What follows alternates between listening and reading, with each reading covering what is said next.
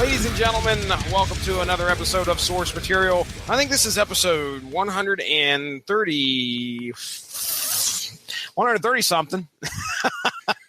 130 something. It's definitely something. This evening, we're just going to bring a real quick episode to you here. We're recording live via YouTube. My good buddy Ronnie Adams has joined me this evening. How you doing, buddy? Word. I'm doing well. How are you? Word up. That takes you back to the 90s, and that's where we're heading. Word up. 1992. So what I did earlier, I think it was yesterday, of course, last minute, asked Ronnie Adams, do you want to do a podcast? And of course, he agrees.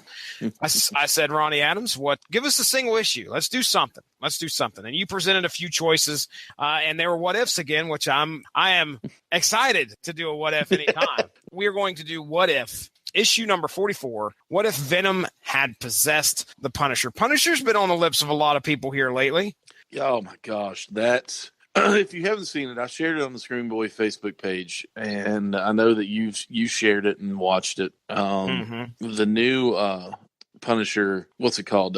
Trailer, Netflix. Holy crap. You can't ask for just a better trailer than that. It was incredible. Whoever thought of that was brilliant. Yeah, I was going to say, dude, that had me excited. And I cannot wait until... When's that supposed to air? Is that November? Lord. I think it's November. All I know is I just, I have to temper my excitement for fear of being let down. So we'll see.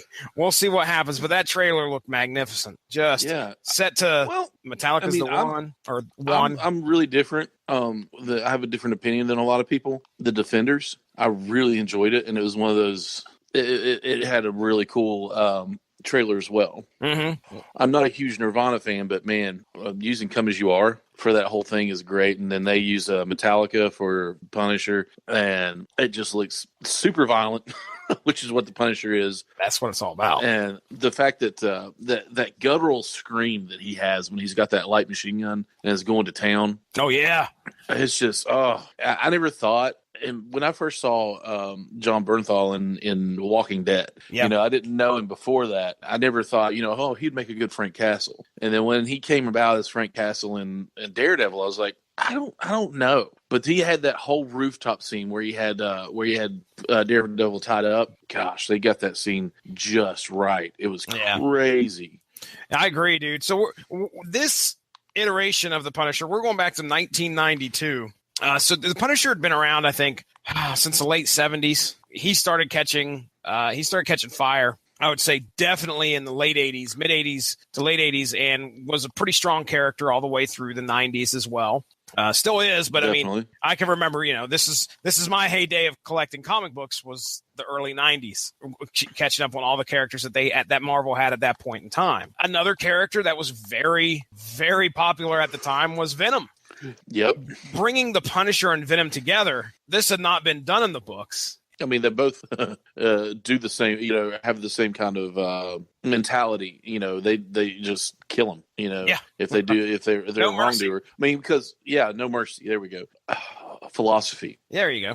Believe it or not, I mean, Venom for a while there was supposed to be an anti-hero, but it was the same thing as the Punisher when he had his own. When he had his own series, it was Venom #1, and it went on for a little while. And they did the whole symbiote. He had different symbiotes and all that were taken from him. Not just Carnage, but they had a bunch of different things, different kinds. Females, symbiotes, and all that. He was a protector of the innocent.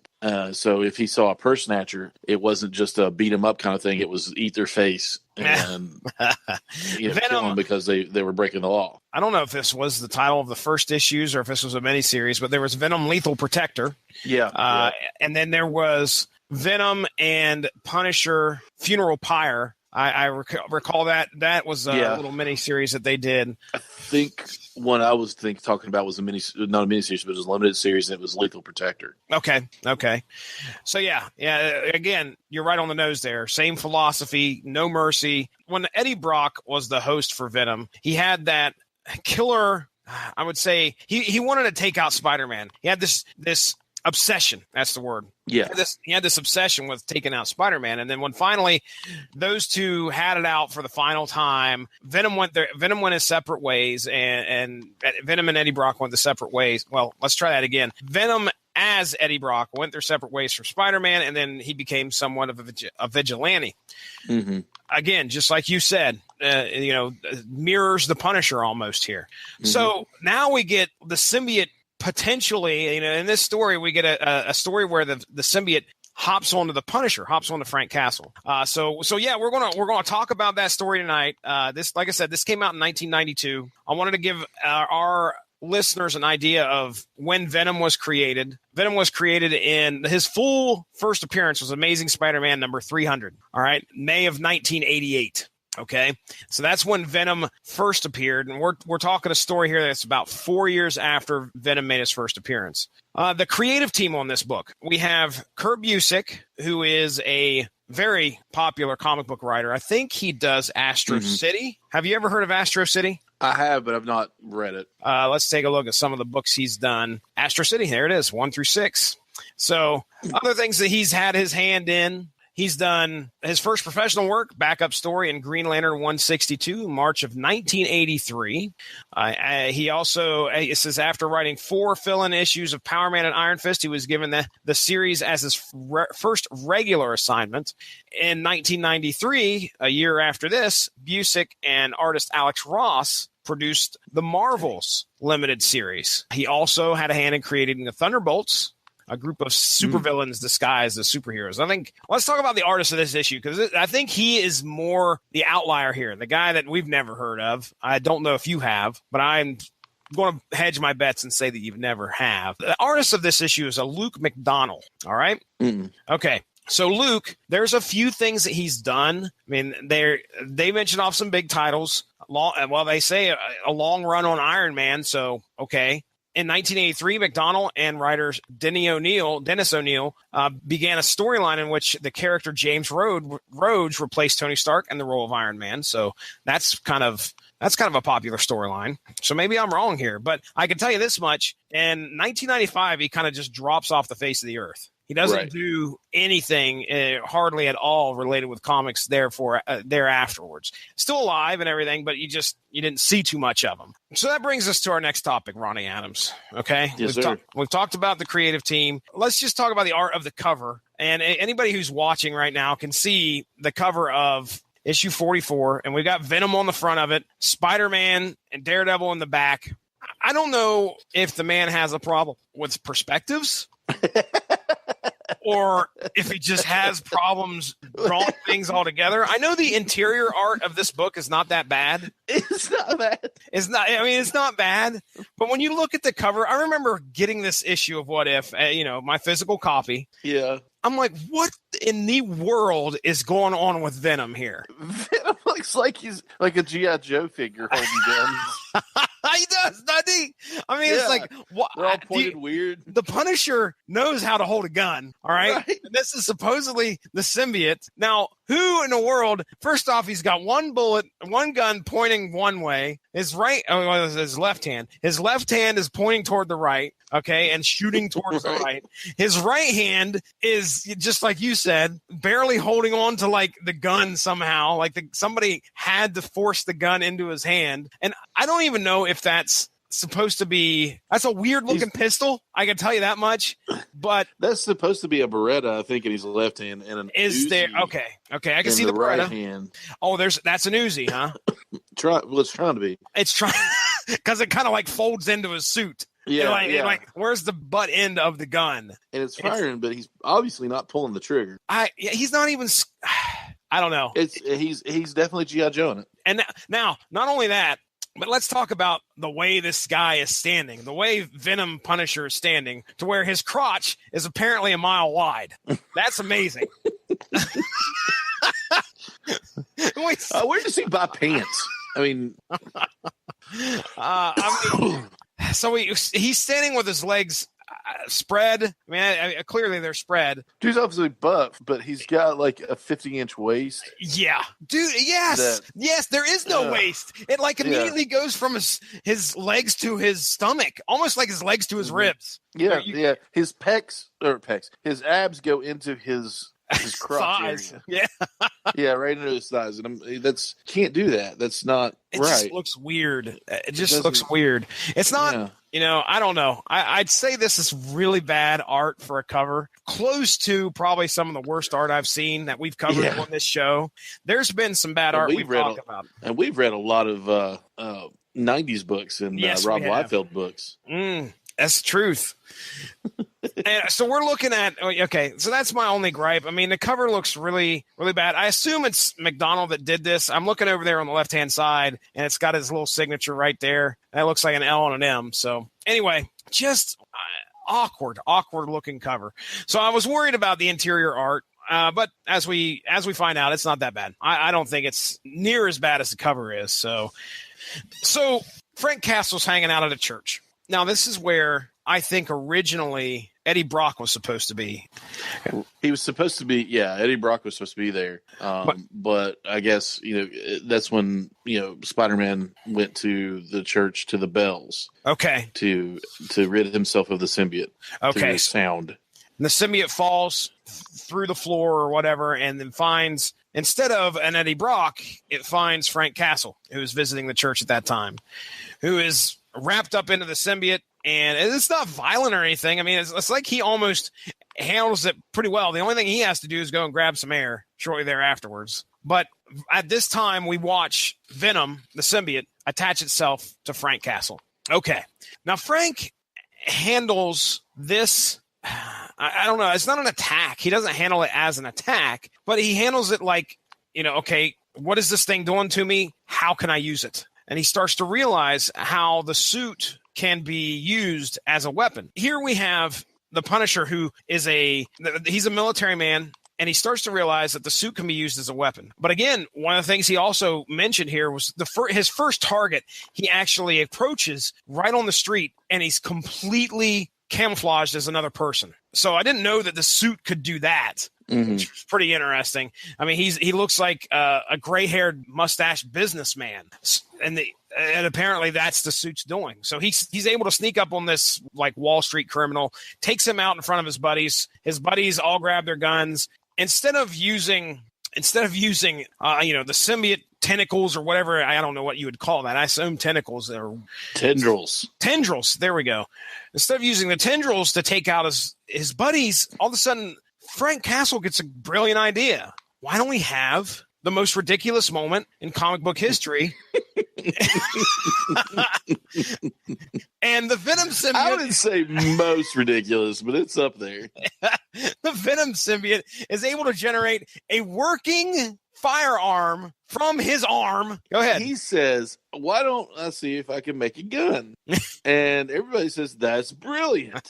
So he tries to make a gun, and he does. He succeeds. Now, reading any Carnage storyline, you know that the symbiotes can create projectiles. So they do create, some sort of, let's see, Carnage created like these diamond kind of shaped projectiles. And I got you. Yeah. So it's not unheard of that, it would be a projectile based attack to make the gun noises.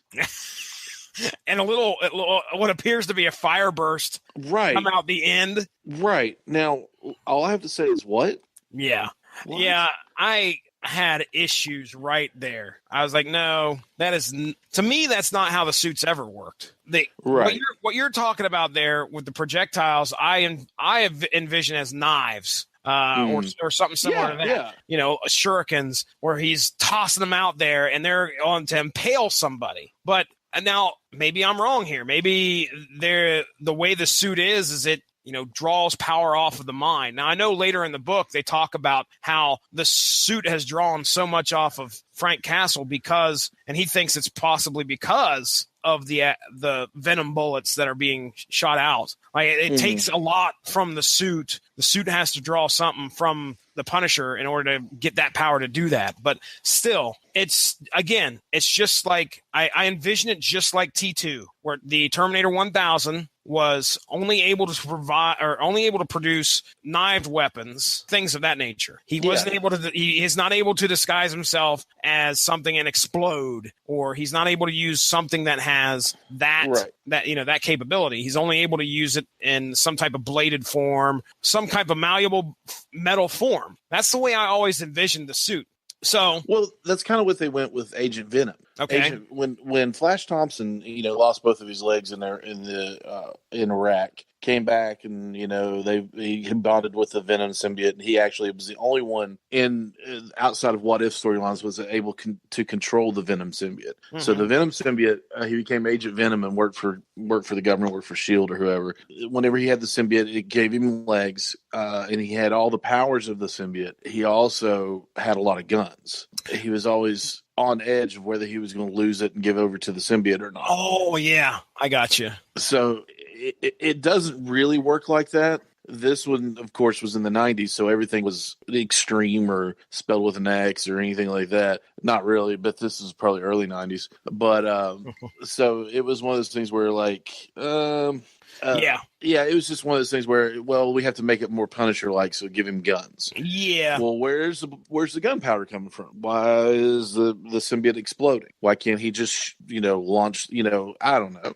It was ridiculous. Here's what should have been done. And that would have been he have 5 or 6 guns on him, and the suit brings them up to his arm. Yeah. And then absolutely. fires it from his arm instead of him actually having to hold the gun. It just brings it up there and then fires, which to me would seem to be easily believable. Right. I just remember sitting there thinking, okay, I've got to go back and read this. Surely they're not making that thing actually fire bullets. Yeah. Yes, it does. Yes, it does. Yep.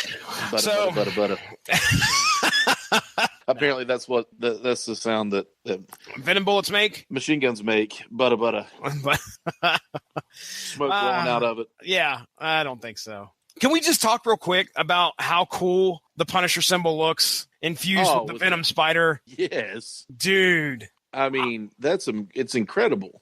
I've always been a fan of the black costume Spider-Man. Oh, I have too. And Venom as well. Venom's a really cool looking character when you look at him. And putting that symbol, that skull symbol on Venom's chest, it was just there has got to be what I would love to see, dude. I guarantee you we could find it right now if we wanted. Somebody had to have cosplayed as this. Oh, I'm sure, because, gosh, there were so many cosplays. I was just at a con in Greensboro, the Greensboro Comic-Con, and there was so many crossovers and different things like that. It was ridiculous. Somebody did an Overwatch character, I think it was Diva from Overwatch, mixed with Harley Quinn. Oh, wow. And, I was like, that's odd, but it works. It works, yeah, whatever. Yeah. So that's cool. Okay, back to the story. So the Punisher has taken care of these evil Wall Street criminals, took them out, and all his buddies. So the Punisher's been enacting his vengeance, his vengeful war on crime throughout New York. It's also drawn the attention of one black costume Spider-Man. So Spider-Man's apparently still running around in his black costume, and also it's drawn the attention of Daredevil. Now, at some point, you see a moment where Frank goes back home and he's at his headquarters. Doing this fight and all this stuff with the suit drains him, which I think that happened in the Spider-Man comics as well. Spider-Man felt physically drained usually after using the suit for quite a while. So he goes home and he's fast asleep. The symbiote is not. Microchip, I believe it's Microchip who comes in and talks to him about something stupid. I heard something to do with, whatever he was researching. I think it was about the suit actually. And the suit then takes over Frank Castle as he's asleep, gets up and smashes Microchip's head into the wall. It doesn't kill him, but it, just boom, right into the wall, and then takes off out into the night. So we don't know if Frank Castle is aware of what's going on. We do know that he fell asleep prior to this happening. And while he's out and about, Venom is confronted by Spider-Man. They get into a fight. Spider-Man is way outmatched. Now, one of the things I'd forgot all about was the fact that the symbiote had an advantage over Spider-Man in that Spider-Man's his spider sense wouldn't work with the symbiote. I forgot all about that. But yeah, so Punisher Venom is able to easily outmatch Spider-Man, whoops him to where he's about to kill him almost. And that's when the Punisher inside, Frank Castle inside the suit, kind of wakes up and says, no, wait a second, I can't be doing this. I can't do this. He knew Spider-Man was a friend, a hero, not an evildoer. And he's able to stop the suit from killing Spider-Man. Spider-Man has to figure out a way to beat this thing. He knows he's completely outmatched, so he decides to go back to the Fantastic Four, who have assisted him in the past on trying to get rid of the symbiote. Now, this is after Spider-Man thought the symbiote was dead. Now he realizes, oh, crap, yeah, it's still alive. Well, he goes back to the Fantastic Four. Fantastic Four is a different Fantastic Four here, by the way. It's like reading, it's a weird iteration of the Fantastic Four where I think Sue and Reed are gone. Yeah, it's Thing, Johnny, Crystal, and Miss Thing or whatever, she Thing. Who was that? That wasn't Alicia Masters, was it? No. Well, let's go to the wiki. We're doing it right now. Was it She Thing? She Thing, Marvel Wiki. She Thing. Sharon Ventura. Yeah. There she is. Current alias Miss Marvel. Alias Thing, She Thing. Yeah. Okay. Doesn't she show up she shows up in Ant-Man too, Scott Lang version of it, I believe. And she and Scott Lang had a thing going on, and she had she helped him, and she had a Thing suit. Oh, okay. If I'm not mistaken, there was definitely a That's girl. the one we covered? No. Oh, okay. That was Irredeemable Ant-Man. Oh, you said Scott Lang. Yeah. I'm sorry. Yeah, that was Eric O'Grady. Okay. How would I know that? We know that because we covered it right here on the Social Material podcast. So anyway, he's like, hey, I need some help. And Ben Grimm's like, well, why don't you use the thingamajigger? I think he calls it a dingus. It's the sonic gun, pretty much. So here, why don't you take this? That should be able to help you out. Unfortunately, we're on our way to do something. So we're on our way to do something else. So Spider-Man's like, okay, well, I'll give it a shot. See what we can do. All right. Is this the dingus you're looking for? There you go. I'm not sure that's what I was looking for at all. A dingus. I don't recall being called the dingus. So Spider-Man's request to help the Fantastic Four, yeah, they kind of assist, but they can't help him physically, but they give him a few weapons to try and use against the symbiote. Now, the Punisher has decided to take his war to the Kingpin. I mean, he's just like, okay, I'm done. After Microchip confronts him, says, look what you did, man. You hit me. What's going to happen next? He kind of has a freak out session because he doesn't know if he's in control anymore. And so what better way to get back into control than just head right back out into the streets as Venom Punisher and take out the Kingpin. And he does so pretty mercilessly as well. I think there's one point where he runs into Tombstone. Within 2 panels, Tombstone's dead. I think he bites his. Is that the one where he just bites his jugular or something? Yeah, maybe it's his head. I mean, I don't know. He bites it. He's dead. He spits whatever out and it hits the floor, saying splat. You know when you see the little asterisk, somebody died. We have asterisk. Oh, he's dead. Yeah. Oh, done. Tombstone's done. He makes his way up to the Kingpin's penthouse suite. And up there, he finds Kingpin's most deadliest assassin right now, which is Typhoid Mary, accompanied by one of Kingpin's worst enemies, and that is Daredevil. So these two are going to rumble. They fight. The tendrils get a hold of the Kingpin, and I don't know. I don't think it snaps his neck or anything. I think it just goes. Chokes him. Is that okay? Chokes him. Yeah, that's what I got from it. Kills him right then and there, right in front of Typhoid Mary. It going up his nose. Yeah, dude, that's not good. Probably did some very bad internal damage and kills the Kingpin. Tendrils in the nose are never good. That's right. He's able to kill the Kingpin and he escapes. Now, all the while, when you're reading this, you start to see the language that is being used by the Punisher. It tends to become more savage. I noticed at one page, he's like, yeah, I'm going to go fight the Kingpin. And then the next page, the letterer's making sure to kind of write it all scraggly. And he's calling him the Kinpin. And so something's going on there. It seems that the symbiote's starting to get a hold again. Now, needing a rest again after this battle he had with Daredevil and Typhoid Mary, he's able to escape, heads over to the one place that for some reason he feels at home at, and that's the bell tower at the church. And awaiting him there are Daredevil, Spider-Man, and Moon Knight. So, I mean, I don't know why Moon Knight's here. I can't remember if they explain why they grabbed Moon Knight other than he must have been a hot character at the time. Yeah, it was the 90s. He was pretty... He was up there. Yeah. So these three are going to battle.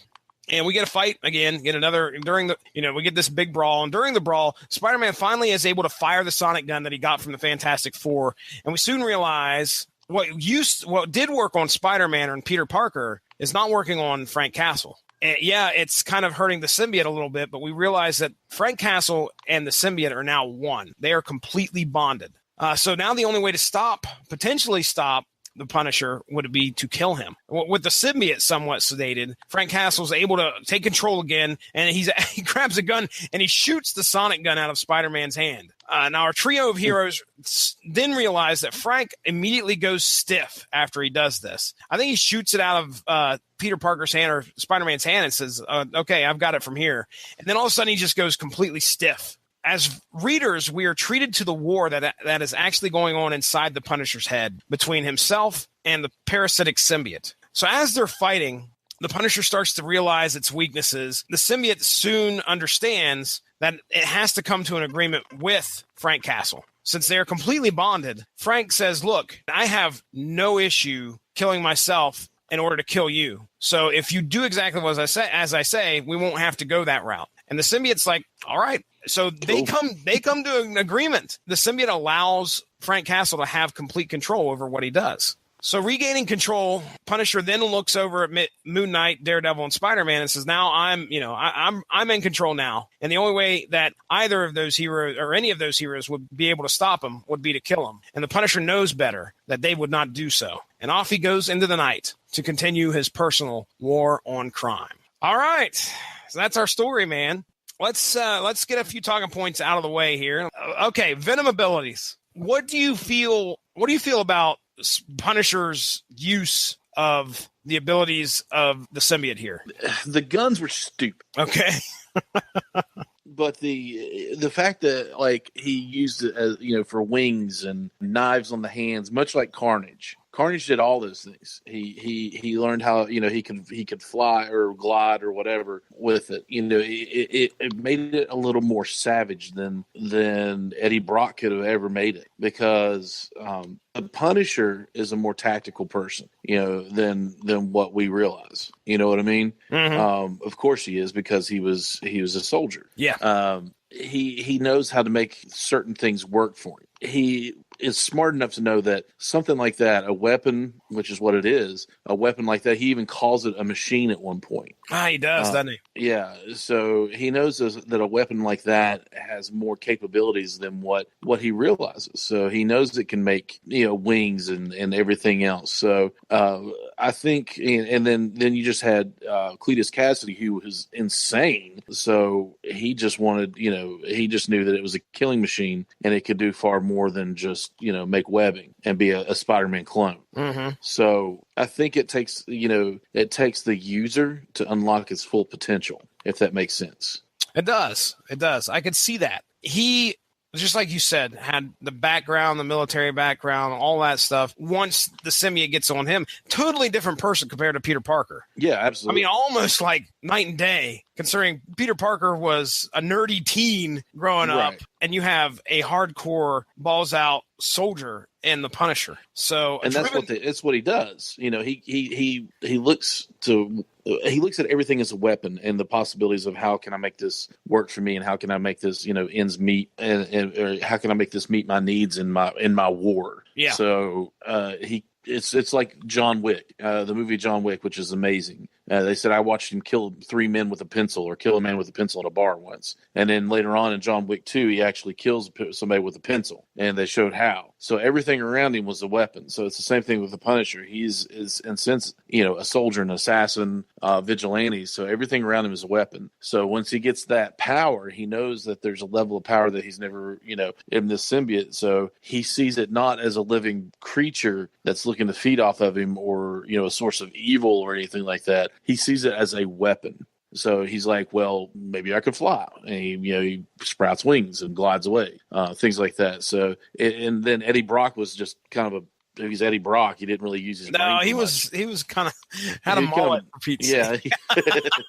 Yeah. We'll just leave it at that. Eddie Brock had a mullet, period, on that statement. He didn't do a whole lot of, thinking of how he could use it. He just knew it would make him stronger and he could mimic Spider-Man with it. Yeah. Good answer. Yeah. Yes, he did. Well, okay. Next up, what do you think about Punisher being able to control the symbiote? Pretty believable? Yeah, absolutely. Look at the war that he's had going on for however many years he's had it going on. He is very calm, cool, and collected.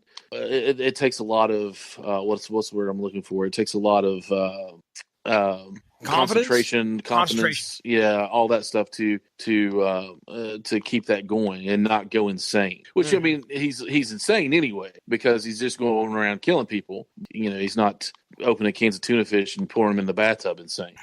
Okay, what is that from? I just made it up. It was the craziest thing I could think of at that point. So, oh, scary reference. That is not a reference after all. What's it to say about me? All right, now last topic here, last talking point. You got any idea? I mean, we kind of discussed already. I mean, other than him just being a hot character at the time, Moon Knight. I don't know. What the heck? I mean, are we talking Moon Knight because he's street level? Maybe. Probably. Okay. He fits in with all these other guys. You know, Spider-Man, Punisher, Daredevil. He just fits in. Yeah.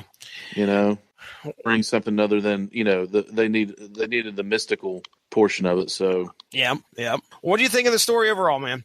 I liked it. Other than the guns, the symbiote guns, I liked it a lot. I'd love to see. You know what I would have loved to have seen is this iteration of Punisher like show up in Exiles or something. Yeah, that would have been amazing. That would have been good stuff. Well, I mean, even in Secret Wars. The new Secret Wars where they had the battle Punisher, worlds and stuff all over the place. Yeah, where they had the Punisher with the Doctor Strange, Cloak of Levitation, Doctor Strange, and the Eye of Agamotto. They had that going on, but they didn't. You know, they can't give a shout out to Venom Punisher. No, which is probably one of the coolest combos. Especially coming straight from the 90s. I mean, there weren't two hotter characters in the Punisher and Venom in 92, I don't think. I mean, let's be honest, though. They probably looked at this and said, that would be really good, but the guns. Why did this go wrong? The what if issues, sometimes you got a neat story and a great concept, but it was executed in the pages not so great. Yeah. And I could say that this was a believable story, other than a few specific parts that we just didn't like. Good discussion, man. I enjoyed the issue. I think it was a good issue to choose. I'm just looking to see what if issue 45 was here. What if Barbara Ketch had become Ghost Rider? Who? Barbara Ketch? Well, I know Danny Ketch. Who's Barbara? His sister? Sure. We have no idea. I don't have a clue. Yeah, I'm not very good at names at times. Well, let's close this out, man. Let's go ahead. Well, it was a good show. Good show back. Small, tiny show. That's all right. That's all right. We'll get this thing together and have this out here, like I said, on Monday. Let's go ahead and get into plugs, and we'll wrap it up, sir. We will be back soon. I'm in the midst of getting the computer problems fixed, so it should be not too much longer before we have actual hangout shows and uploading to iTunes again. Once hopefully we can still continue doing whatever with the Radio Legend Broadcasting Network. Social media. Facebook is Screaming Boy Podcast. Twitter is at Screaming Boy PR. And then Instagram is Screaming Boy Podcast. And then I forget what our Twitter or what our Snapchat is. It's something with Screaming Boy in it, I know. But I think Snapchat's the devil, and I'm down on it. I'm sorry. All right. But well, as for myself, you can follow me at Stiznarchy on Twitter, at SourceMacCast on Twitter. Listen, we did a podcast last week. However, it was not source material.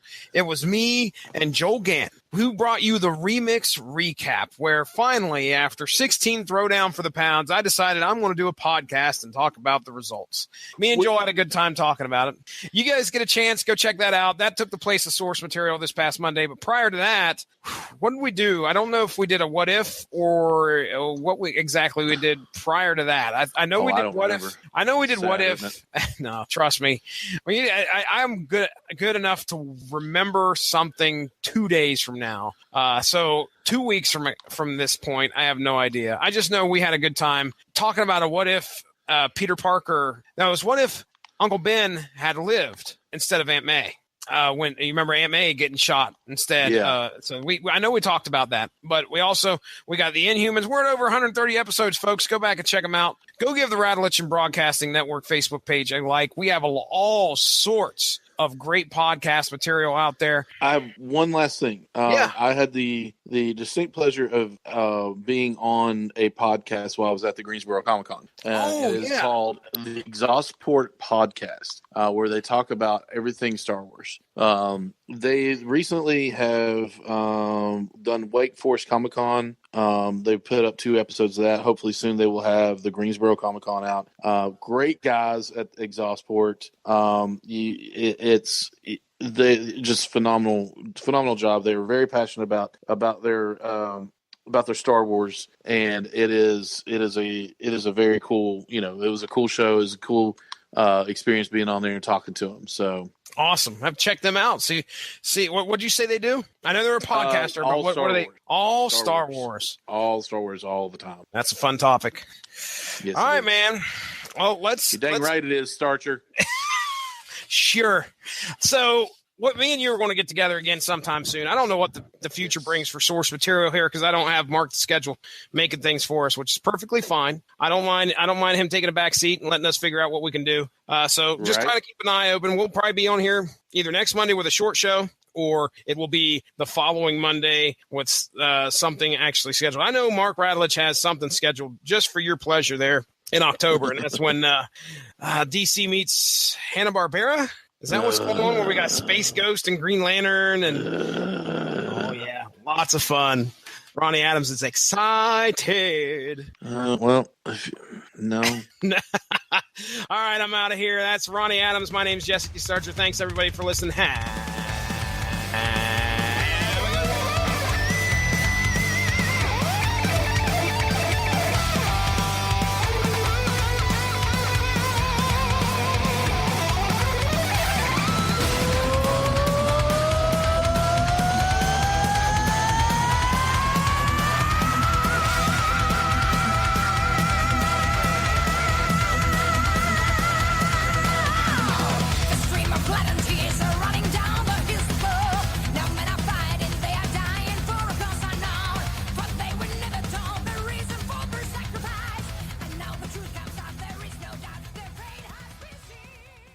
Progressive brings you Flowetry with Flo.